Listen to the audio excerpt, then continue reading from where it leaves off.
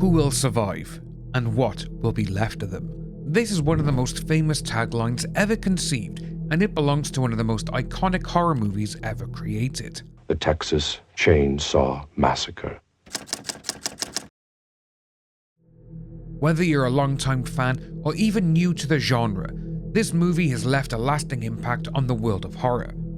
Many of the horror movies released since 1974 have tried to create the same dread and grungy look and feel of this classic, but none have ever come close.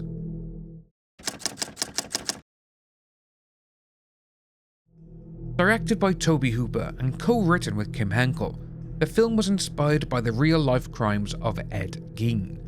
While Gein wasn't a chainsaw-wielding maniac, his gruesome acts, like making furniture out of human remains, helped shape the terrifying character of Leatherface.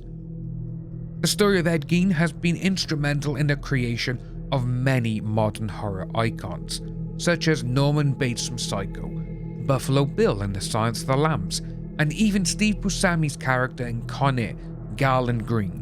Each one of these characters have taken something from Ed Gein, but Leatherface has taken the most, be it the wearing of human skin of his victims, right down to making furniture made out of human bone.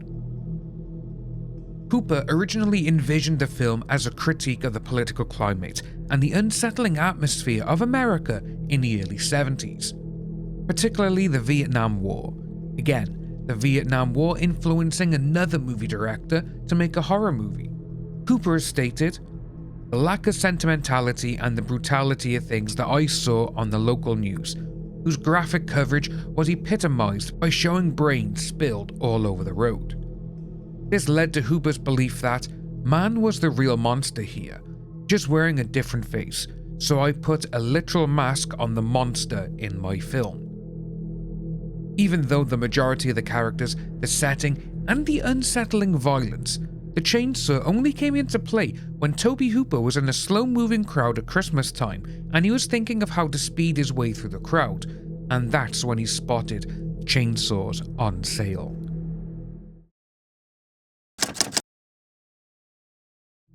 Now let's talk about the story to Tobe Hooper's Nightmare. The plot is deceptively simple.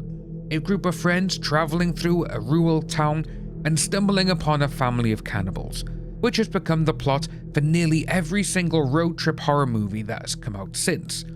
But what sets Texas Chainsaw apart from every other horror movie? The execution of it.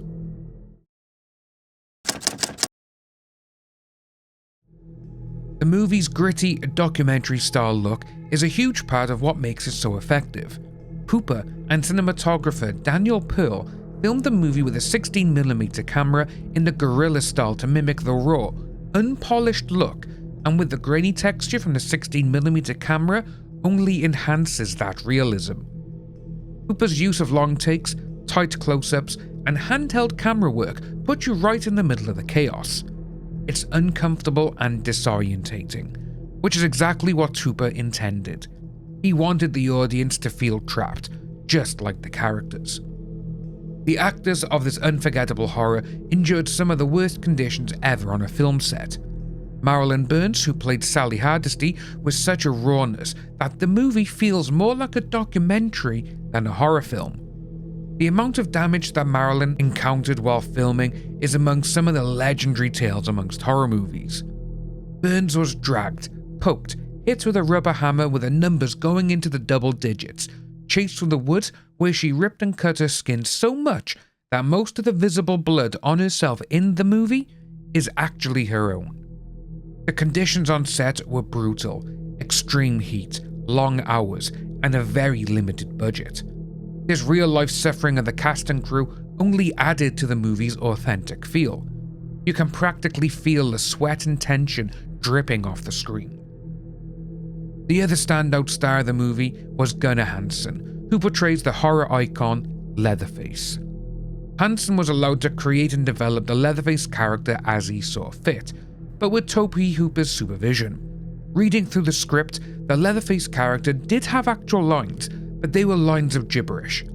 Hooper would sit down with Hansen, telling him what the lines meant, so Hansen had to figure out a way to say these lines without actually saying them. So along with these lines of gibberish, Hansen decided that Leatherface was mentally handicapped and never learned to talk properly and was a child built in a grown man's body.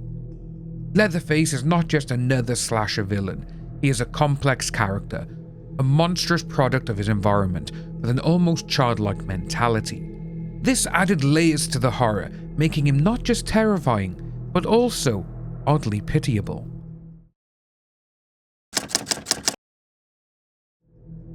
When the Texas Chainsaw Massacre was released in 1974, it shocked audiences like nothing before. It was banned in several countries, and yet it quickly became a cult classic. The film's impact on the horror genre is undeniable.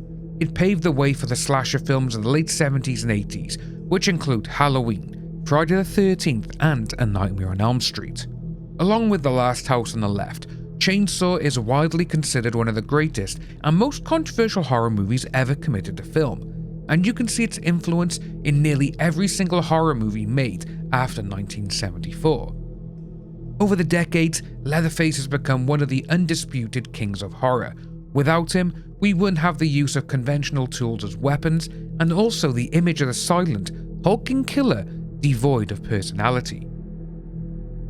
Wes Craven, the director of possibly the most extreme horror movie of the 70s, The Last House on the Left, took inspiration for his next movie, The Hills of Eyes, as a homage to Chainsaw.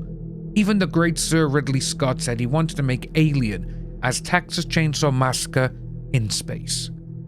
We also cannot forget the influence this movie has had on the many horror directors of the 80s, 90s, and early 2000s, as a lot of the movies were trying to mimic the gritty look.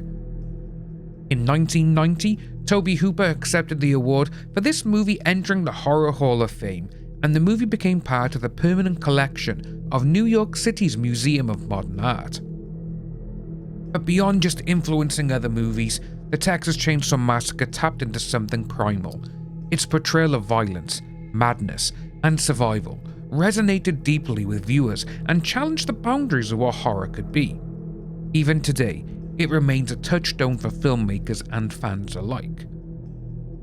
As with most horror movies from this era, sequels were made in the following decades. Some were good and fun, but some were just downright terrible.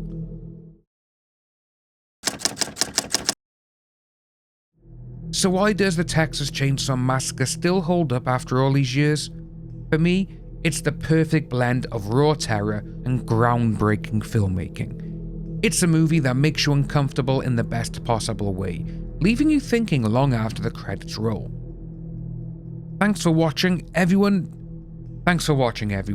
Don't forget to like, comment, and subscribe for more deep dives into the world of horror. Let me know in the comments what you think of the Texas Chainsaw Massacre and what horror films you'd like to see me cover next. Until next time, stay critical, stay scared. You can catch our last retrospective on The Last House on the Left here.